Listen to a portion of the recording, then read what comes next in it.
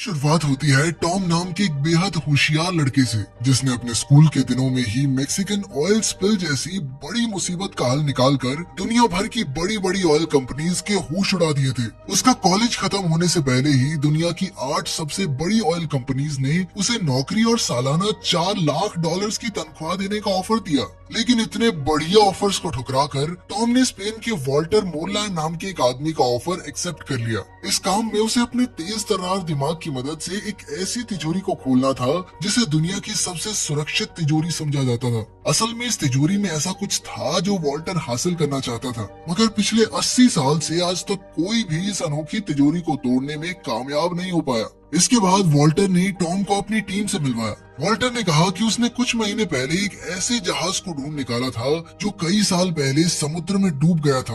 उसमें से एक डब्बा निकला जिसमें बेशुमार खजाने का पता छुपा था, मगर जल्द ही स्पेनिश सरकार को इस बारे में पता चल गया और उन्होंने वॉल्टर की ढूंढी हुई सारी चीजों को जब्त करके एक स्पेनिश बैंक की तिजोरी में बंद कर दिया। फिर टॉम वॉल्टर की बेटी लोरेन से मिला, जो अपने मिशन के लिए कोई भी भेस बदलने में माहिर थी। उसके अलावा उनकी टीम में क्लाउस था, जो कि एक जबरदस्त हैकर था। जेम्स वॉल्टर का खास आदमी था, जो पहले एक फौजी हुआ करता था और अब वो एक जबरदस्त फाइटर था। साइमन उनकी टीम के लिए हर जरूरत का सामान लाता था। जब तक उसे पैसे मिले वो वॉल्टर को दुनिया की कोई भी चीज लाकर दे सकता था। खैर, आज टॉम का पहला दिन था और टीम को बैंक का सिस्टम हैक करने में मुश्किल हो रही थी। उन्हें एक कोड भरने की जरूरत थी, मगर उन्हें कोई आइडिया नहीं था कि आखिर ये कोड क्या हो सकता है। तब टॉम ने आइडिया दिया कि उन्हें बैंक के किसी क्लाइंट से बैंक का ऑटोमेटेड वॉइसमेल बनकर बात करनी चाहिए और इस तरीके से उन्हें वो कोड मिल सकता है। आखिरकार टॉम की तरकीब काम कर गई और उन्हें आसानी से कोड मिल गया। सबने टॉम को शाबाशी दी और टॉम अपने नए घर में पहुंचा।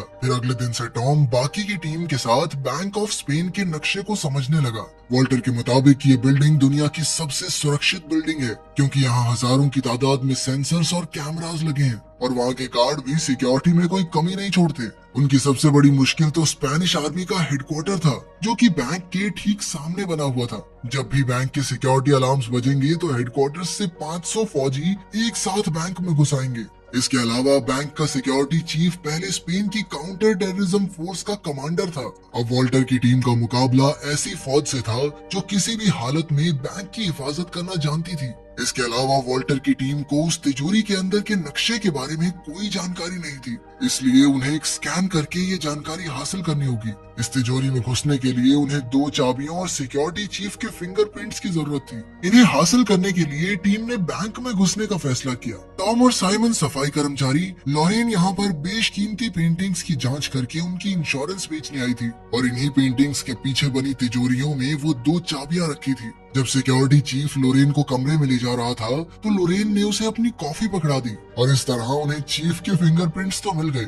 इसके बाद वो पहली पेंटिंग के कमरे में पहुंची तो क्लाउज ने बैंक में कैमरा हैक कर लिए। फिर उसने लोरेन को पेंटिंग स्कैन करते हुए रिकॉर्ड किया और यही फुटेज 10 गुना धीरे धीरे करके चला दी। इसी दौरान लोरेन ने तिजोरी खोली और वहाँ रखी चाबी की बनावट कॉपी कर ली, मगर उसी वक्त अचानक वहाँ बैंक का डायरेक्टर आ गया और इधर कैमरा फिर से चालू होने में सिर्फ 20 सेकंड बाकी थे। 20 सेकंड बाद लोरेन को ठीक उसी जगह खड़ा होना था, मगर अब डायरेक्टर बीच में आ गया। तब लोरेन ने दिमाग लगाकर उसे अपनी तस्वीर लेने के लिए पीछे छोड़ दिया और ऐन वक्त पर डायरेक्टर फुटेज से बाहर हो गया। अब लोरेन दूसरी चाबी ढूंढने में लग गई। वहीं दूसरी ओर टॉम को सफाई वाले का भेस बनाकर तिजोरी स्कैन करनी थी। उसके हिसाब से असली तिजोरी इसी मीटिंग रूम के ठीक नीचे थी। टॉम तुरंत टेबल के नीचे छुप गया और उसने अपनी मशीन से स्कैन का काम शुरू किया, मगर तभी अचानक कुछ लोग वहाँ मीटिंग करने आ गए। अब टॉम टेबल के नीचे फंस चुका था और अचानक उसकी स्कैनिंग मशीन भी खराब हो गई। खैर, कुछ देर छेड़छाड़ के बाद टॉम ने मशीन चालू कर दी और स्कैन पूरा हुआ,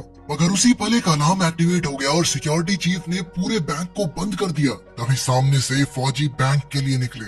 इधर लोरेन ने दूसरी चाबी का डुप्लीकेट बनाया ही था कि बैंक का डायरेक्टर उसे लेने आ गया। इस हड़बड़ी में वो असली चाबी को वापस रखना भूल ही गई। आखिरकार टीम ने फैसला किया कि लोरेन ये चाबी टॉम को देगी और टॉम चाबी को वापस तिजोरी में रखेगा।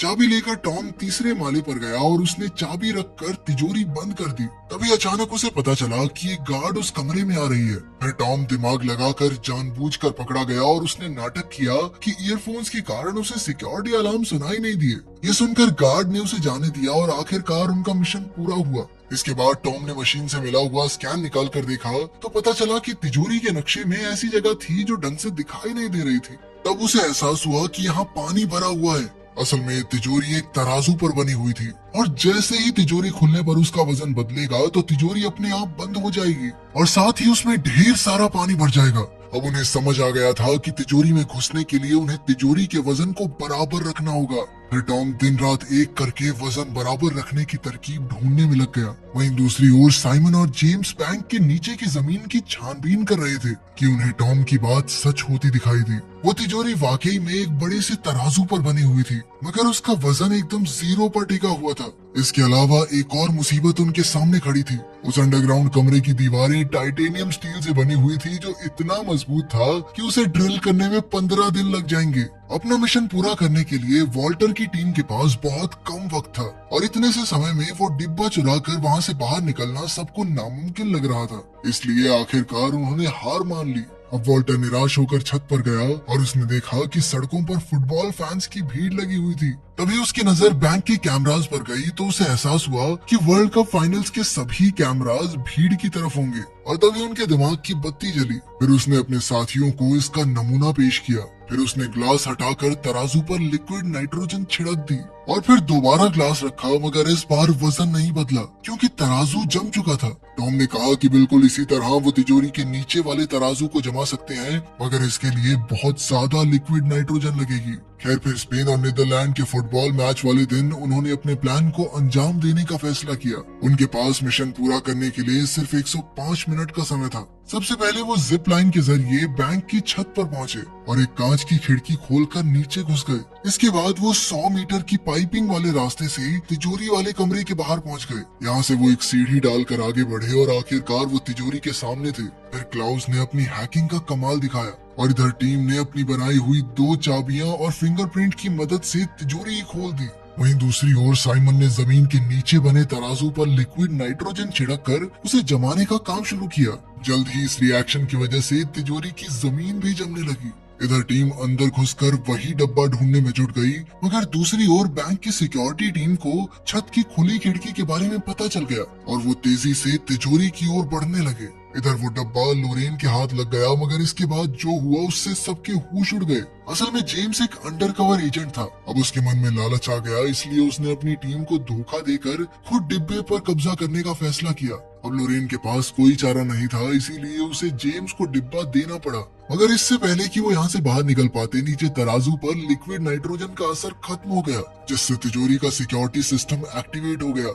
अब टॉम, लोरेन और जेम्स तिजोरी में कैद हो गए थे और वहाँ तेजी से पानी बढ़ने लगा। जेम्स तो पहले फौजी रह चुका था, इसलिए उसे स्विमिंग आती थी और वो डिब्बा लेकर वहाँ से भाग निकला।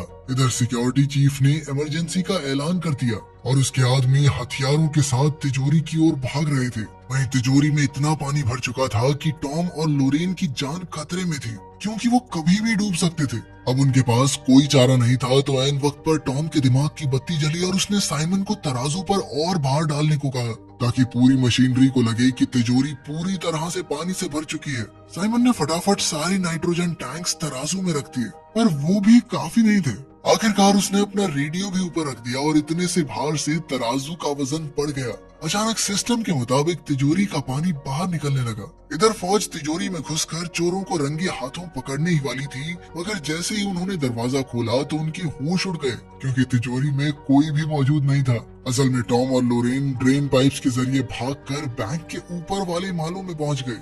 इधर फौज और गार्ड्स हाथ धोकर उसके पीछे पड़े हुए थे कि अचानक लोरेन को याद आया कि जिस कमरे में वो पेंटिंग स्कैन करने गई थी, डायरेक्टर उसकी खिड़की हमेशा खुली रखता था। अब वो दोनों बिना समय गवाए खिड़की से नीचे कूद गए, जहाँ हजारों फैंस की भीड़ लगी हुई थी। उन्होंने तुरंत अपनी जैकेट उतारी और भीड़ में खो गए।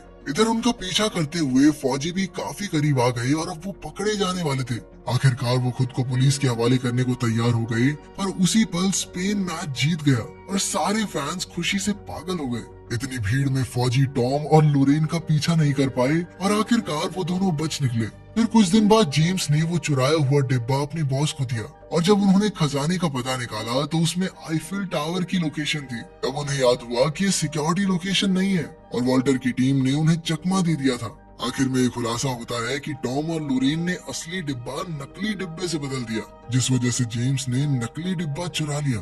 अब वॉल्टर की टीम एक रिजॉर्ट में मजे ले रही थी कि उन्होंने डब्बे से असली खजाने की लोकेशन ढूंढी। तब उन्हें पता चला कि ये खजाना बैंक ऑफ इंग्लैंड में छुपा हुआ है। इसके बाद उनकी टीम एक और नए मिशन के लिए तैयार हुई।